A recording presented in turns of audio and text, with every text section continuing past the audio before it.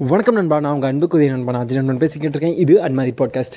NEET exam அப்படிங்கிறது இந்த வாரத்தில் நடந்து முடிஞ்சதுக்கு. இந்த நீட் எக்ஸாமில் ஒரு சுவாரஸ்யமான சம்பவம் நடந்திருக்கு. என்ன அப்படின்னா, கோயம்புத்தூரில் ஒரு மாணவன் பொள்ளாச்சியிலேருந்து வந்திருக்காது. நீட் எக்ஸாம் நடந்த கோயம்புத்தூர் ஒரு பயிற்சி எழுதக்கூடிய ஒரு கேந்திர வித்யாலயா பள்ளிக்கு கிளம்பியிருக்காது. ஆனால் அது கூகுள் மேப்போட உதவியோடு வந்தலாம் அப்படின்னு கிளம்பி வரும்போது அன்ஃபார்ச்சுனேட்லி அது கொஞ்சம் பேக் ஃபயர் ஆகிடுச்சு. அதனால் காந்திபுரம், அதாவது கோயம்புத்தூரில் இருக்கக்கூடிய காந்திபுரம் பேருந்து நிலையத்திலேருந்து ஆல்மோஸ்ட் ஒரு 4 கிலோமீட்டர் ஓடியே அந்த பள்ளியை நெருங்கி ஒரு 10 நிமிஷம் டிலே ஆகி அப்புறமேட்டு அந்த மாணவ போராட்டத்தை பார்த்து அங்கே இருக்கக்கூடிய மக்களோட சப்போர்ட்டால் சரி ஓகே, உங்களோட சைடு நியாயம் இருக்குது, அது மட்டும் இல்லாமல் நீங்கள் அதுக்கான முயற்சி பண்ணியிருக்கீங்க, அதுக்கு ஒரு பிரதிபலன் அப்படிங்கிற மாதிரி அங்கே அதிகாரிகளும் கொஞ்சம் நல்ல மனசுங்களாக என்னன்னு தெரியல விட்டுட்டாங்க. அது ஒன் சைடு பார்க்கும்போது ஓகே, அது நல்ல விஷயம் இல்லை. ஒரு மாணவன் அவ்வளோ முயற்சி பண்ணியிருக்காங்க, அதுக்காக ஒரு சின்ன ஒரு கெஸ்டர் கிடச்சிருக்கு. அப்படிங்கும்போது ஒருவேளை அந்த வாய்ப்பு அவனுக்கு கிடைக்கல அப்படின்னா ஆல்மோஸ்ட் 1 இயர் அவங்க அதுக்காக வெயிட் பண்ணும், அடுத்த நீட் எக்ஸாம் வரைக்கும். அண்ட் அது மட்டும் இல்லாமல் அவனுக்கு ஒரு வெறுப்பு வந்துருக்கும், என்னடா இது இவ்வளோ ட்ரை பண்ணிட்டோம், ஒன்றுமே வாய்ப்பெல்லாம் போச்சு, இவ்வளோ முயற்சி பண்ணமே அப்படின்னு சொல்லிட்டு அந்த ஒரு வருஷத்துக்கு அவனோட அந்த வெறுப்புங்கிறது வாழ்நாள் முழுக்க அவனுக்கு நின்றுருக்கும் இல்லையா. அண்டு அது மட்டும் இல்லாமல் அவன் கூட ஒரு பையன் வந்திருந்தான், நண்பன் சொல்லிட்டு. அவனும் 4 கிலோமீட்டர் சேர்ந்து ஓடியிருக்கான். அதுதான் அந்த நட்போட பியூட்டி அப்படிங்கிற மாதிரி தோணுச்சு.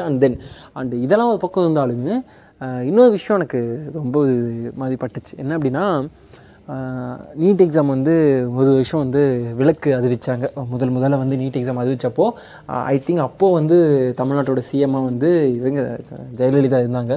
அப்போது 1 இயர் விலக்கு அளித்தாங்க. அதுக்கப்புறம் மீண்டும் எக்ஸாம்ஸ் அப்போ ரெகுலராக என்ன நடந்தாலும், கோவிட் வந்தாலும் என்ன நடந்தாலும் எக்ஸாம்ஸ் நீட் எக்ஸாம் நடந்தே தீரும் அப்படின்னு சொல்லி ரொம்ப உறுதியான முறையில் நடந்துக்கிட்டே இருக்குது. அடுத்தடுத்த வருஷங்களில் பல அரசியல்களை சுற்றி விளையாடப்படுது, பல விஷயங்கள் பேசப்படுது. நீட் எக்ஸாம் தேவையில்லை, இன்னொரு சைடு நீட் எக்ஸாம் தேவை. அண்டு இந்த நீட் எக்ஸாம் இதுக்கு மேலே எடுக்க முடியாது, ஏன்னா அது அந்தளவுக்கு பிடிமானமாக இருக்குது. நம்ம சட்ட போராட்டங்கள் எடுத்தாலுமே அது அந்தளவுக்கு பயனற்றது அப்படிங்கிற மாதிரி ஒரு பக்கம் போனாலும், ஆரம்பத்தில்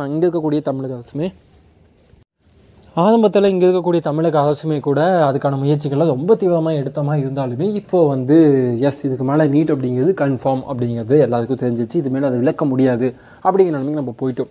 அண்ட் அது தாண்டியும் மாணவர்களும் இப்போது அதுக்கேற்ற மாதிரி தங்களை ப்ரிப்பேர் பண்ண ஆரம்பிச்சிட்டாங்க. இன்றைக்கி எனக்கு தெரிஞ்ச குழந்தைங்க, அதாவது மாணவர்களே பார்த்திங்கன்னா ஒரு 3 பேர் இப்போ கரண்ட்டாக +2 முடித்தாங்க. +2 முடித்ததுமே என்னடா பண்ணுறீங்க அப்படின்னா, ஒருத்தன் மட்டும் நான் ஒரு இன்ஜினியரிங் காலேஜில் இந்த டிபார்ட்மெண்ட் சேர்ந்துட்டேனா அப்படின்னு சொன்னால், மீதி 2 பேருமே பார்த்திங்கன்னா நாங்கள் 1 இயர் நீட்டை நாங்கள் ப்ரிப்பரேஷனுக்காக நாங்கள் வெயிட் பண்ணி எங்களை ப்ரிப்பேர் பண்ணிக்க போகிறோம் அப்படிங்கிற மாதிரி சொல்லியிருக்காங்க. அண்டு இதில் எனக்கு என்னென்னா ஒரு மாதிரி இன்னொரு விஷயம் படுது. இந்த நீட்டுக்காக சொல்லிக் கொடுக்குற அகாடமிஸ் இருக்காங்கள்ல, அவங்களாம் ஒரு புது ஜோன், அந்த புது எக்கானமி பில்ட் பண்ணியிருக்காங்கன்னு தான் நான் சொல்லணும்.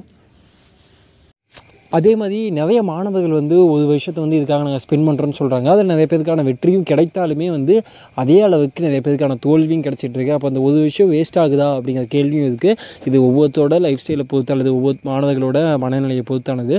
இன்னொன்று இங்கே ஒரு பிரச்சனை இருக்குது. என்னென்னா, என்னால் பார்க்க முடியுது கண் கூட, மாணவர்கள் மேலே ஒரு அழுத்தம் கொடுக்கப்படுது. 1 இயர் உனக்கு டைம் கொடுக்குறேன், நீ +2ல் கூட ஜஸ்ட்டு நீட்டை மட்டும் படிக்கல, நீ இதுக்கும் படிச்சிருக்க, எக்ஸாமுக்கும் படிச்சிருக்க, +2 எக்ஸாமுக்கும் பப்ளிக் எக்ஸாமுக்கும் படிச்சிருக்க. ஸோ அதனால் நீ 1 இயர் நீட்டு மட்டும் தான் படிக்க போகிற அப்படிங்கும்போது நீ அதை ஃபுல்லாக ஃபோக்கஸ் பண்ணுன்னா எங்கள் மேலே ஒரு ப்ரெஷரை போடுற மாதிரி இருக்குது எங்களுக்கு.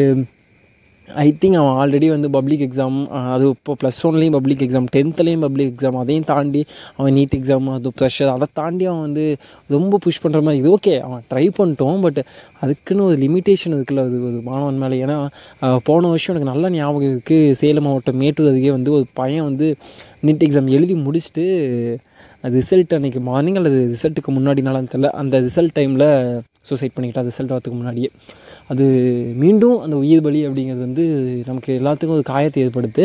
அண்டு இன்றைக்கி +2 ரிசல்ட்ஸ் ரிலீஸ் ஆகிருக்கு. அதுலேயும் சோகமான சம்பவம். அது என்ன அப்படிங்கிறது நம்ம அடுத்த எபிசோடில் பார்க்கலாம்.